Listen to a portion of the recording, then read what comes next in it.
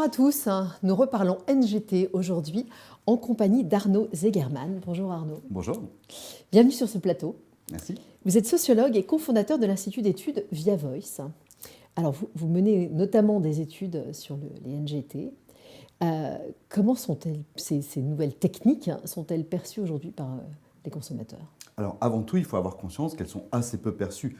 Assez peu perçues à la fois parce que c'est technique, c'est scientifique, c'est pointu, mais aussi on en parle très peu. C'est pas un débat dans l'opinion publique aujourd'hui, les NGT. Donc effectivement, on peut se dire et on peut espérer que par la suite ça va arriver, mais le niveau de connaissance aujourd'hui est relativement faible. C'est pour ça qu'effectivement, l'enjeu, lorsqu'on a interrogé les consommateurs et l'opinion, ça a été d'interviewer des petits échantillons pour essayer de comprendre ce qui était compris, pas compris, perçu, pas perçu. C'est-à-dire qu'on ne peut pas être dans des statistiques nationales représentatives comme du sondage. On a besoin d'apporter de l'information et de voir à partir de quand on perd le consommateur. Mais en fait, c'est assez compliqué parce que ce qui se passe, c'est qu'aujourd'hui, on est, vous le savez, dans un contexte d'équivalence des points de vue. Donc finalement, le discours scientifique face à un discours de peur, face à un discours de fantasme, c'est très difficile. Et ça va être très difficile d'expliquer un certain nombre de choses parce que la culture scientifique, finalement, elle n'est plus si développée que ça. On aimerait qu'elle le soit plus, mais il va falloir aller vite parce que plus on attend, plus il y aura des fantasmes, plus il y aura des peurs. Vous prenez un petit échantillon, vous lui expliquez très concrètement ce que c'est que les NGT, comment ça marche scientifiquement, vous leur expliquez que c'est une innovation scientifique importante. Et ce côté innovation scientifique, c'est vu comment ? Alors, il y a plusieurs dimensions. Déjà, on donne de l'information petit à petit, parce qu'encore une fois, c'est important de faire de la pédagogie en essayant d'être le plus neutre possible. On peut être favorable ou sceptique face aux innovations par principe. Donc, on a différents types d'échantillons par rapport à ça. Lorsqu'on explique les enjeux, finalement, on a été assez surpris. Lorsqu'on explique l'aspect très innovant des NGT, finalement, ça fait peur. Ça paraît presque miraculeux. Donc, plus ça paraît incroyable, plus ça fait peur, plus l'innovation inquiète. Donc on a été assez surpris et finalement, au bout d'un moment, ça devient presque suspect.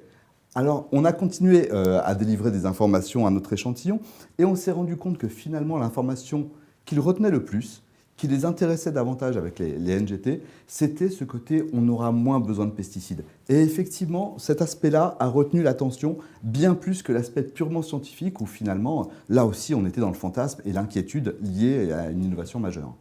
Aujourd'hui, ce qui est scientifique est mal perçu ? J'irai pas jusqu'à dire que ce qui est scientifique est mal perçu. J'irai jusqu'à dire qu'on est dans une société de la défiance, je ne vous apprends rien. Cette société de la défiance touche aussi la science. Nos confrères de l'IFOP avaient réalisé il y a quelques années une étude pour savoir si les scientifiques en France étaient perçus comme neutres. Il y a à peu près un petit peu moins de la moitié des Français qui se disent non, il peut y avoir un problème de neutralité à l'égard des scientifiques. Donc même les scientifiques sont touchés par la défiance. Donc ces questions-là, qui sont des questions en fait du quotidien, ce ne sont pas que des questions de scientifiques, puisque ça va se retrouver dans nos assiettes. En fait, elles inquiètent les Français et il est vraiment important d'expliquer quels sont à la fois les enjeux scientifiques, mais quels vont être les enjeux pour nous en tant que consommateurs. Mais c'est assez compliqué parce que c'est loin de ce que pensent les Français au quotidien et de leurs préoccupations. Vous avez parlé des pesticides, alors l'enjeu de faire baisser l'utilisation des pesticides est bien perçu. Est-ce que l'autre enjeu crucial là, qui est simplement de celui de faire face aux pénuries, de pouvoir se nourrir, est-ce qu'il est perçu par les Français ? En fait, c'est un petit peu inquiétant. C'est-à-dire que, je dis les Français, mais en fait, on est tous là-dedans avant de s'informer sur ces thématiques. On ne fait pas la connexion entre les thématiques.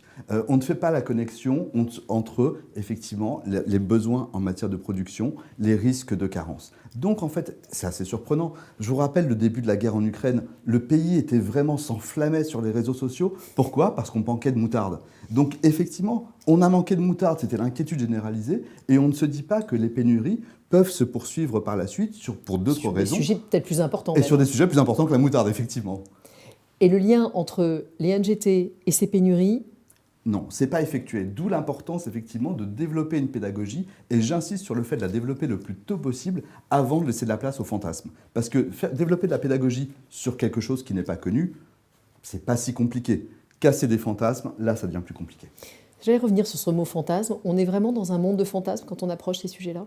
Oui, on est dans un monde de fantasmes parce que finalement, l'imaginaire à propos de tout ce qui relève du génome, c'est quoi ? C'est les dystopies, les films de science-fiction.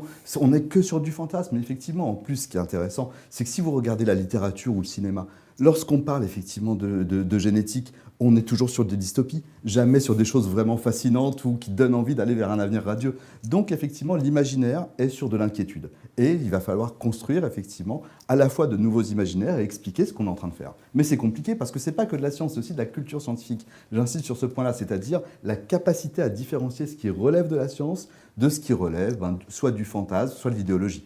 Il faudrait faire travailler Hollywood sur ces sujets-là de façon un peu plus utopique que dystopique, c'est ça que ça veut dire? Effectivement, je crois que c'est un peu moins porteur aujourd'hui, mais ce serait l'enjeu, oui.